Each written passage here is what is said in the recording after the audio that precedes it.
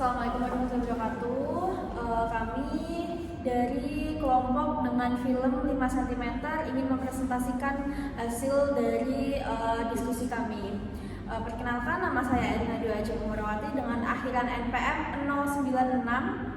Perkenalkan, nama saya Bakis Dwaningrum dengan akhiran NPM 085. Saya Vita Alvina dengan NPM akhiran 101. Saya Fitriana Puspitaningsih dengan akhiran NPM 076.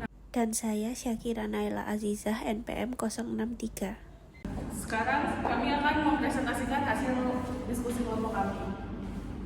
Di sini ada identifikasi situasi komunikasi di mana ada adegan yang menunjukkan komunikasi organisasi kelompok melakukan koordinasi dalam perencanaan pendakian Mahameru, yaitu pembagian tugas dan logistik.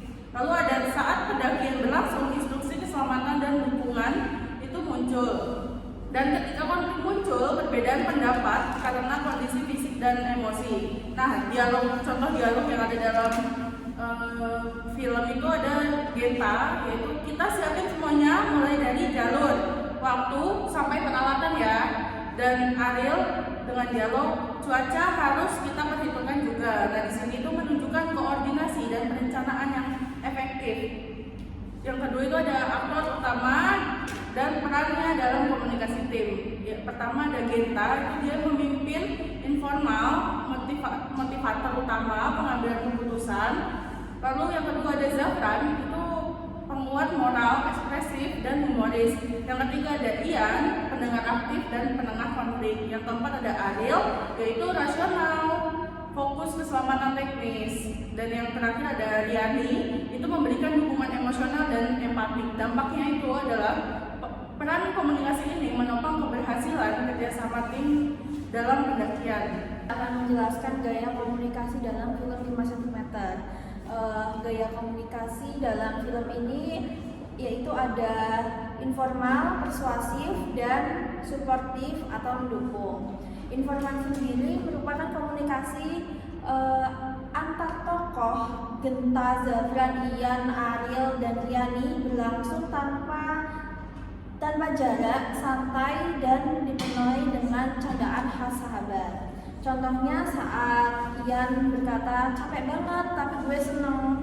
Lalu Ariel berkata, karena kita bareng-bareng. Lalu pada gaya komunikasi persuasif, gaya ini paling sering ditunjukkan oleh Genta saat motivasi teman-temannya agar tetap melanjutkan pendakian. Contohnya, Genta berkata, kita sudah sejauh ini capek ya, tapi kalau berhenti sekarang, kita nggak akan pernah tahu rasanya sampai puncak. Lalu yang ketiga ada suportif. Antar anggota saling memberi semangat dan empati ketika salah satu mengalami kelelahan atau keraguan. Contohnya, Gani berkata pelan-pelan aja, yang penting kita sampai bareng. Lalu ada pun dampak terhadap efektivitas interaksi. Gaya komunikasi informal menciptakan rasa nyaman dan kepercayaan. Lalu komunikasi persuasif membantu menjaga semangat dan fokus tujuan kelompok. Lalu yang ketiga ada komunikasi suportif, memperkuat solidaritas dan kekompakan tim. Saya akan menjelaskan faktor psikologis dalam komunikasi. Dalam film 5 cm, faktor psikologi sangat mempengaruhi komunikasi antar tokohnya.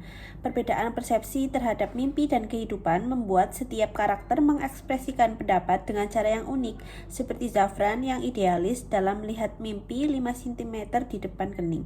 Selain itu, emosi juga berperan besar dalam interaksi selama pendakian. Ketika Ian merasa lelah dan ingin menyerah, Genta merespon dengan komunikasi yang menenangkan sekaligus memotivasi.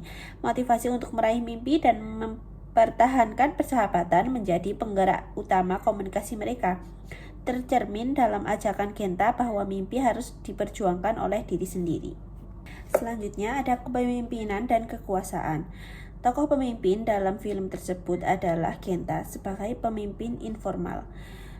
Kepemimpinan yang ada jenisnya adalah kepemimpinan transformasional, seperti mengajak teman-temannya melakukan pendakian Gunung Semeru sebagai momentum perubahan hidup. Lalu ada mendorong anggota keluar dari zona nyaman. Lalu ada menanamkan filosofi mimpi itu diletakkan 5 cm di depan kening. Dan ada memberikan motivasi dan inspirasi melalui kata-kata penuh semangat. Selanjutnya ada komunikasi pemimpin yang efektif dalam film 5 cm. Motivatif, Genta memberi pesan bermakna dan emosional yang membangkitkan keyakinan tim. Selanjutnya ada instruksi jelas, menjelaskan rute, tugas, dan risiko secara gamblang, serta memastikan semua anggota memahami arahan. Yang ketiga ada empatik, mendengarkan keluhan anggota, memahami kondisi fisik dan emosional, serta memberi ruang untuk berekspresi. Yang terakhir ada bahasa membangun, tidak mendominasi, menggunakan kata-kata yang mendukung, mengajak, dan memperkuat kekompakan. Yang terakhir ada distribusi kekuasaan dan dampaknya pada komunikasi.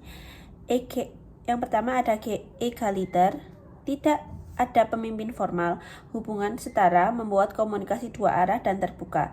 Yang kedua ada kekuasaan Genta, dihormati karena karisma, pengetahuan, dan kedewasaan sehingga arahan diikuti secara sukarela.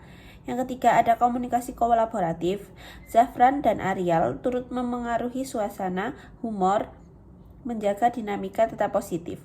Yang terakhir ada koordinasi efektif. Genta dianggap pemimpin alami, membuat instruksi jelas dan tidak terjadi konflik kepemimpinan. Selanjutnya yaitu ada konflik dan resolusi. Konflik dalam film 5 cm ini muncul dalam bentuk konflik antar individu, konflik peran, perbedaan tujuan, dan juga konflik emosional. Seperti halnya yaitu ketegangan antara Zafran dan Ariel, dominasi Genta dalam mengambil keputusan serta situasi kritis ketika Ian pingsan. Namun, semua konflik tersebut berhasil diselesaikan melalui komunikasi terbuka, kerjasama, konsensus kelompok, dan juga empati antar sahabat. Resolusi konflik dalam film 5 cm yaitu dinamika kelompok menunjukkan pola tahapan perkembangan Tubman, di mana konflik berfungsi sebagai fase storming sebelum kelompok mencapai stabilitas kerja. Perubahan gaya memimpin yang menyesuaikan situasi mencerminkan kepemimpinan situasional. Dengan demikian, konflik dalam film bukan hanya hambatan, melainkan juga faktor yang memperkuat kohesi dan efektivitas dalam kelompok. Budaya dan konteks dalam komunikasi. Di sini dalam film 5 cm terdapat perbedaan latar belakang dan karakter antar tokohnya yang mempengaruhi gaya komunikasi masing-masing, seperti Genta yang tegas dan visioner, Zafran yang ekspresif, lalu Ian yang humoris, Ariel yang logis, serta Riani yang penuh dengan empati. Meskipun berbeda, mereka tetap dapat berkomunikasi secara efektif karena saling memahami dan menghargai satu sama lain. Kelompok ini membangun budaya komunikasi yang positif melalui keterbukaan dalam bertukar pendapat, saling mendukung, serta komitmen terhadap tujuan bersama, yaitu mencapai puncak Mahameru dan menjaga persahabatan.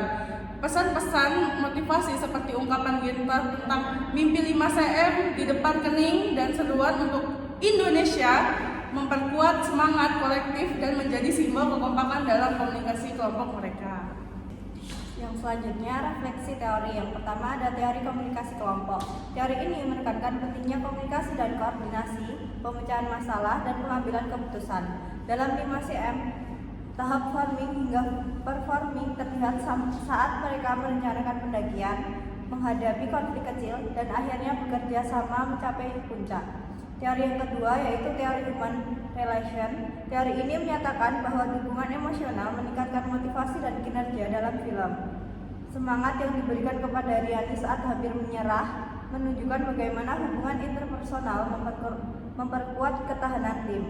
Dan yang ketiga yaitu teori kepemimpinan situasional.